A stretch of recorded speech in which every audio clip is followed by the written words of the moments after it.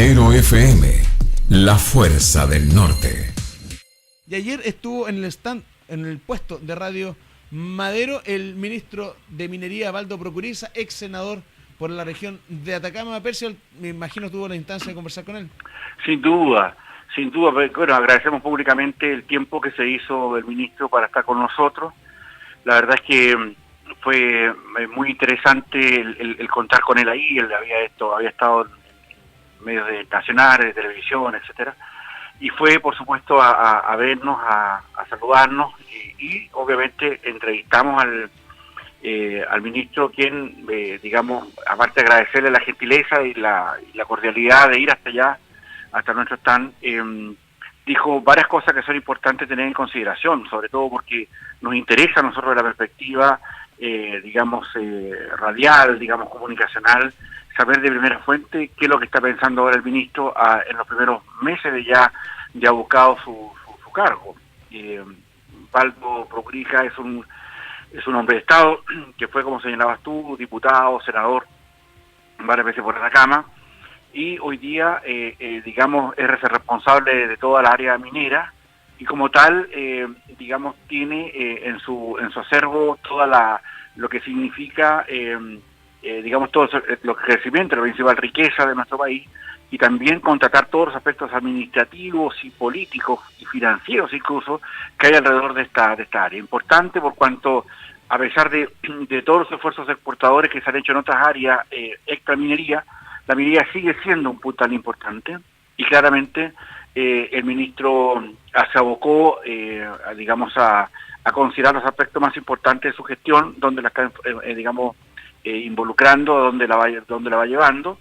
Y claro, tiene una experiencia enorme, no solamente porque fue diputado y senador en 2 periodos cada vez, pero tiene que ver también porque él fue presidente de las comisiones de minería de la Cámara cuando era diputado y del Senado cuando era senador.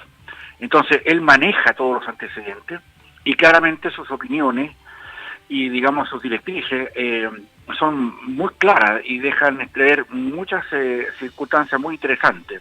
A mí me parece, digamos, 2 o 3 antecedentes que te puedo yo solucionar más allá de lo que dijo en la entrevista, porque conversamos previamente y después de la entrevista lo acompañé un buen rato ahí en la Ecomín. Sin embargo, hay 2 temas que nos parecían interesantes, más allá de lo que nuestros auditores pudieron escuchar en la entrevista en directo, que hicimos por radio y televisión. Estamos saliendo por streaming, y digamos, nos pueden ver, digamos, en Atacama se pudo ver por nuestro canal de televisión abierto que tenemos allá, y por streaming, obviamente, en todo el mundo.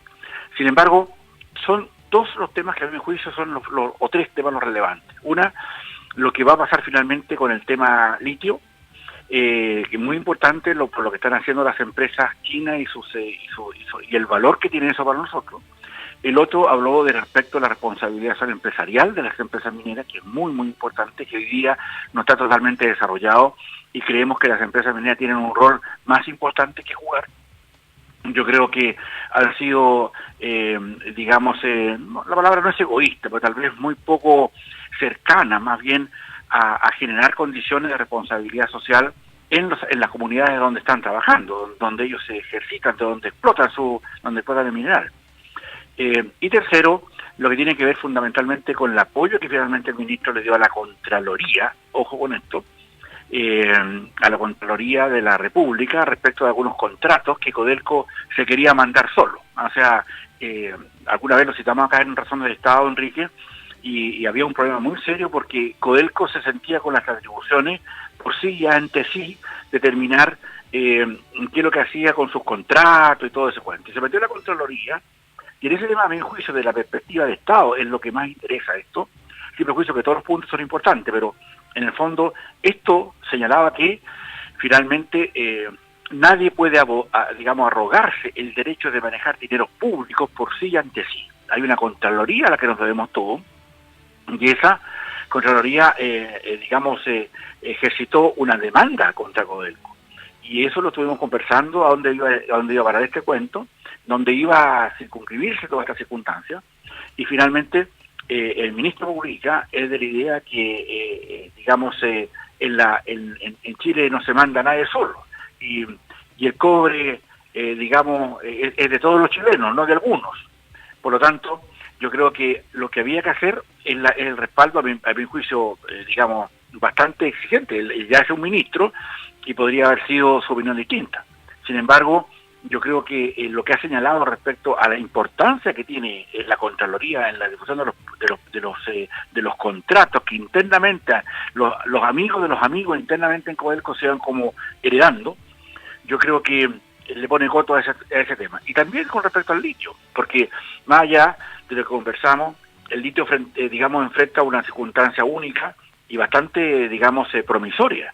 Por lo tanto, el cuidado que hay que tener con eso hay que verlo, sobre todo por a quiénes le vamos a vender el litio, o fundamentalmente quiénes van a hacer participación o quiénes van a tener acciones o van a comprar la participación del litio, la compra futura, me refiero, Enrique, distinguidos auditores. Porque claro, hoy día hay toda una mirada de lo que es la electromotricidad, digamos, todo lo que es los autos, digamos, las baterías eléctricas, etcétera, y donde el litio es importante. En resumen, Enrique, más allá de agradecerle nuevamente al ministro que ha tenido la gentileza de honrarnos con su visita a nuestro stand, somos un medio de comunicación nortino, digamos, tenemos programas especiales para la minería, como en Madero Minería, los días sábados, que se repiten permanentemente digamos, los días de semana. Entonces, nos honró con su visita y creo que quedaron abiertas una serie de puentes para seguir contribuyendo al mundo minero a través de una opinión de nosotros que va a estar bastante más difundida en todos nuestros esfuerzos, sobre todo porque en las zonas nortinas donde estamos nosotros, donde digamos radialmente, está el 80% de la inversión minera chilena.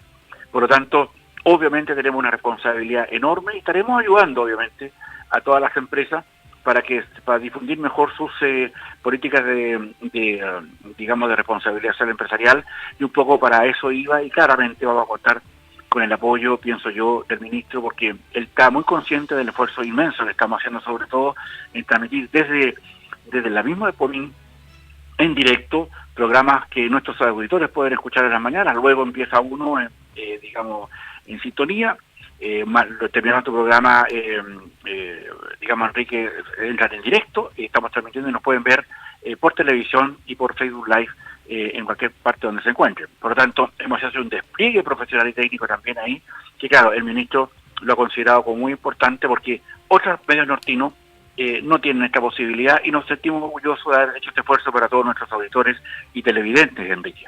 Claro, hay varios temas que deben analizarse por parte de lo que usted señalaba respecto a la responsabilidad social empresarial, pero quiero hacer unos datos respecto al tema, porque muchas empresas creen que la responsabilidad social empresarial es pintar una multicancha o pintar una sede o arreglar una plaza. La responsabilidad social empresarial va mucho más allá.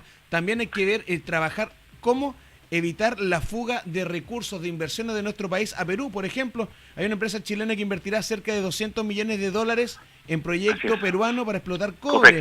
Entonces, estamos viendo, claro, acá se potencia mucho el tema de la minería, pero muchos recursos se están yendo a otros puntos, sobre todo a Perú, que está alcanzando, si no superando a la producción nacional, pero esos son temas para también que tiene que estar viendo Madero Minería, y me imagino que ya lo sabrá analizado porque es un escenario bastante complejo, complejo también como el que tiene la democracia cristiana, no solo con la salida de Soledad Alvear y otros tantos falangistas que hasta la fecha están se rondan los 600 a nivel nacional, sino que también porque el ex intendente de la Araucanía, hoy senador, Huenchumilla, no iría como candidato a la presidencia de este partido.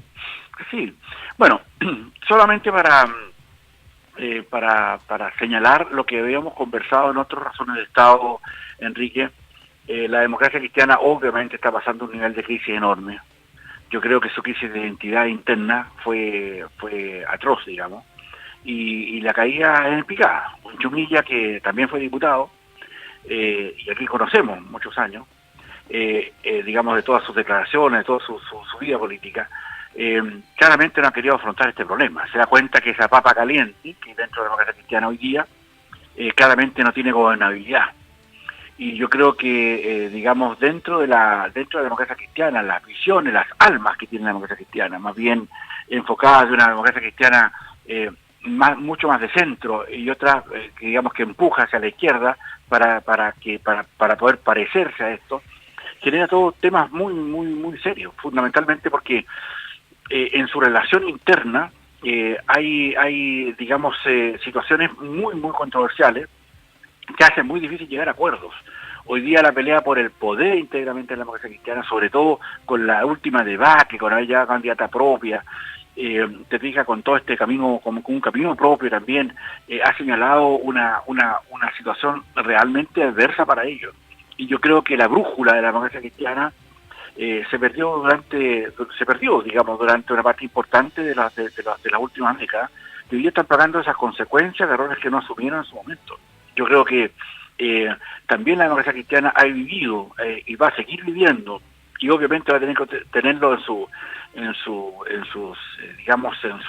genes internos, sus comportamientos políticos desde muchos años. Entonces, y cuando me refiero a esto, me refiero a que todavía hay, grandes repulsiones contra la democracia cristiana por cuanto se le acusó y se le sigue acusando de haber sido un partido golpista, ¿ya? Cuando apoyó, el pronunciamiento militar del año 73, y los principales liderazgos de ellos, particularmente Eduardo Frei, en ese momento, expresidente de la República, hacía ver con mucha insistencia a la democracia cristiana internacional los agravios, los atropellos a los derechos humanos que se estaban viviendo en Chile, por el gobierno de ese entonces del socialista Salvador Allende. Y no solamente eso, sino que además la democracia cristiana también paga consecuencias de políticas de estar todavía en ese sector de izquierda, cosas que son mayúsculas, que tienen que ver más bien la génesis de eso de antes. No te olvides tú también que para que Allende hubiera sido candidato presidencial, porque Allende no fue elegido directamente, Allende sacó un 30 y tantos % de su elección cuando fue electo, y fue la propia democracia cristiana la que lo respaldó finalmente para que en un acuerdo del Senado fuera presidente. Entonces, la historia, distinguidos auditores, hoy día ha quedado sesgada porque muchos antecedentes que yo les estoy contando aparecen como no lo sabíamos. Yo porque he conversado y he hecho clases en lugares y he dictado conferencias en lugares donde mucha gente de la juventud como que no entiende o que no sabe estas cosas. Sin embargo, la repetimos acá para darle un contexto. O sea, la democracia cristiana en sí todavía, y va a vivir siempre, el hecho de haber sido un partido que promovió, un pronunciamiento militar del 11 de septiembre del año 73, y no lo promovió por capricho, lo promovió porque el gobierno de Allende se salió de la legalidad y atropelló los derechos humanos, asesinó personas, creó un problema interno, y la democracia cristiana obviamente no fue partícipe de eso, a pesar de haberlo apoyado para que fuera presidente. Entonces, ese momento de la democracia cristiana se lo recuerdan permanentemente. Entonces, ellos incluso han hecho aparecer o han querido justificar el asesinato del presidente, Eduardo Frei, en manos de un agente del Estado en los tiempos de la dictadura. Entonces, hay circunstancias todavía que la democracia cristiana, curiosamente, la única, en América Latina particularmente, que se asocia, de una manera muy especial con la izquierda, particularmente con el Partido Comunista, en la nueva mayoría, en el gobierno pasado de Bachelet, se generan todos estos cuadros internos donde hay gente que está honestamente muy perdida de lo que quería la democracia cristiana en esos tiempos, y cómo la democracia cristiana, la gran democracia cristiana, esa que condujo al país con Eduardo Frei en los años 60, en su gobierno del año 64 hasta el año 60 particularmente, y cómo arrasó con las elecciones en esos tiempos. Y acá también, cuando se vuelve, el presidente, Pinochet, después de terminado su periodo presidencial, que él mismo fijó y lo entrega en el Congreso de la República a mano de Elwin. Ojo, Elwin, para la historia, distinguido Enrique Auditores, Elwin era el presidente de la Cámara de Diputados del año 73. Y como presidente de la Cámara de Diputados del año 73, declaró ilegal el gobierno de Allende. Entonces, imagínate todo ese cuadro, y todavía viven con ese tema. Ellos se quieren desprender un poco de eso, pero ¿cómo lo van a callar si efectivamente eso es así? Y fue así. Entonces, hay una circunstancia muy especial que hoy día rebota internamente en la democracia cristiana, caen con su camino propio, no pudieron aliarse, la izquierda le enrostró permanentemente de haber sido un partido golpista, y así no se podía gobernar. Y lo que ha pasado ahora con la salida de Alvear y con la salida de los grandes líderes de la democracia cristiana, los preclaros, las personas que ponen ideas, las personas que fueron ministras de Estado, senadoras de la República, candidatas presidencial, etcétera, pasa por entender que hoy día hay un cúmulo de jóvenes en la democracia cristiana, particularmente en el Congreso y en la Cámara de Diputados, que no entienden mucho cuál es la situación que hoy día vive el mundo y siguen pegados a circunstancias, digamos, externas, y que yo creo que esa circunstancia, a mi juicio de analista de Estado, veo una preocupación por cuanto esto era obvio que iba a ocurrir. Y nadie quiere la papa caliente hoy día de la democracia cristiana porque las cuetas internas, los cuchillazos internamente dentro de la democracia cristiana, desgraciadamente, porque es un partido que se necesita, deberíamos ser un partido de una democracia cristiana fuerte, capaz de poder tener una mirada más de centro. Ese acertado eslogan de progresismo, digamos, con progreso, define lo que es la democracia cristiana. ¿Te fijas? Entonces, yo creo que en eso hay una circunstancia hoy día que la está matando, bajaron mucho su votación, se van a rearticular en partidos, no hay una voluntad interna, siguen buscando pasarse las cuentas y cuchillazos van y cuchillazos vienen, y al final Guanchumilla, que ha sido diputado, que ha sido intendente de la Araucanía, del sector donde él está allá, en el sur, digamos que es un extraordinario hombre de Estado, hoy día dice, ¿sabes qué? No me entregué esta cuestión porque esta cuestión va a ser incontrolable. Y yo creo que finalmente va a quedar en manos de algunas personas más ligadas a un mundo más cercano a la izquierda, aparentemente, que quieren hacerse partícipes, quieren coludirse, quieren en la misma parada con los movimientos más izquierdistas, y a mi juicio eso no es la democracia cristiana. La democracia cristiana es un partido de centro izquierda, podríamos decir con toda particularidad, pero que hoy día tiene un problema que va a ser difícil solución y finalmente no tiene ninguna relevancia la democracia cristiana que tenía antes. Tiene que entenderse hoy día como un partido tremendamente disminuido, no tienen la fuerza que tenían antes y seguramente va a seguir disminuyendo esa fuerza, en tanto no logren tener un escenario político que hoy día obviamente es distinto, porque con un frente amplio, una izquierda más sintonizada con la como yo lo he llamado, la izquierda chilezuela, ya la que se identifica más con ese tipo de gobierno, que quiere más cositas, ser más cosista, digamos, menos progreso, menos inversión, pero más bono, por decirlo de alguna manera.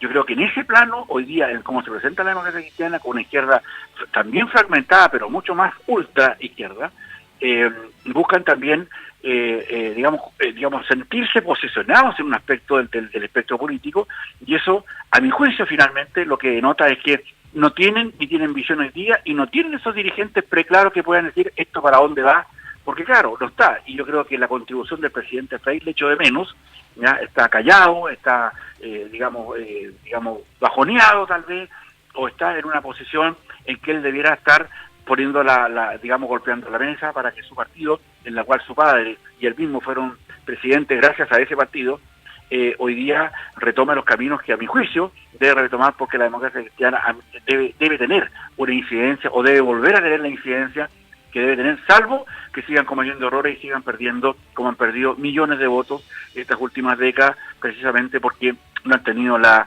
oportunidad de poder sintonizar con los requerimientos de lo que su sector algún día aspiró, Enrique. Claro, el tema de la democracia cristiana hay que verlo como la concepción del concepto crisis, creo yo, que tienen los chinos, que es una oportunidad de desarrollo, de crecimiento que va a tener la democracia cristiana y de definirse de una vez por todas, porque yo me acuerdo un eslogan que le decían a la democracia cristiana en los años 80 que tenía relación con una marca de helado, que es donde calienta el sol. Entonces no hay una definición real. Escuchaba a Matías Walker que señalaba en CNN que es una opción para generar una nueva democracia cristiana, una nueva centro-izquierda, pero la democracia cristiana a mí me huele que su futuro es más centro-derecha que centro-izquierda, la verdad. Bueno, como en todo el mundo. Sí. La democracia cristiana, digamos, es la única parte que estuvo aliada tan fuertemente con la izquierda, particularmente con el Partido Comunista, acá en Chile. Es una cosa que la democracia cristiana europea nunca entendió. Y yo creo que obviamente la democracia cristiana perdió su foco porque a ella le interesó más tener poder. De hecho, Enrique, distinguidos auditoras, no te olvides que la democracia cristiana generó todo un proceso de advenimiento del gobierno de Michelle Bachelet, el gobierno número 2, sin conocer su programa. Esa cuestión fue una cosa enorme, ¿te fijas? Y yo creo que una de las grandes discusiones que se hicieron en ese tiempo, me acuerdo y que en algún momento lo citamos acá digamos, en Razones de Estado, el punto era que ¿cómo tú vas a llegar a un gobierno sin conocer el programa? Y todo era el programa. Y claramente la mano del Partido Comunista estaba tremendamente bien escrita, digamos, y toda la puntuación de ese discurso era del Partido Comunista, particularmente. Entonces, eso generó un momento distinto y finalmente el que gana el gallito es el Partido Comunista, que deja a la democracia cristiana afuera, la deja con un candidato que tiene que ir por fuera, la empuja a irse, ¿te fijas? Y el socialismo también no hace más que acreditarse frente a una circunstancia en que también requieren para su poder tener a una democracia cristiana dividida o enjuta, chiquitita. Pero mira las consecuencias. El haber participado de eso deja al gobierno de la izquierda ya sin oportunidad de seguir, digamos, al mando del país. Y por ese quiebre interno, donde se empuja la democracia cristiana afuera, el gobierno termina perdiendo. ¿Te fijas? El gobierno de la izquierda. Y gana, digamos, Sebastián Piñera con una tremenda mayoría. ¿Ya? Más importante que la mayoría que tuvo él cuando llegó al poder. Entonces, como presidente de la República. Entonces, hay un tema que la democracia cristiana tiene que, digamos, solucionar, porque a la izquierda le interesa que la democracia cristiana esté bien parada. Es cierto. Porque en la medida que la democracia cristiana se siga disminuyendo, obviamente ese mundo de la democracia cristiana, que es más bien de un centro-centro, finalmente, digamos, como simpatizante de la democracia cristiana, que antes votaban por la democracia cristiana, obviamente cuando uno ve las cifras, y cuando uno suma que 2 más 2 son 4, claramente uno observa que una parte importante de la democracia cristiana, que votó siempre por la democracia cristiana, terminó votando por Piñera. Es verdad. Entonces, esa circunstancia hoy día es tremendamente clara y seguramente el tiempo se nos agota, Enrique, ya lo sé, pero podremos seguir haciendo algún tipo de análisis, profundizando en algunas cosas, que este poco tiempo nos permite hacer algo, pero algo más podremos hacer en los futuros Razones de Estado, si te parece. Me aprovecho de pedir, Enrique. Que esté muy bien, cuídese mucho. Madero FM, la fuerza del norte.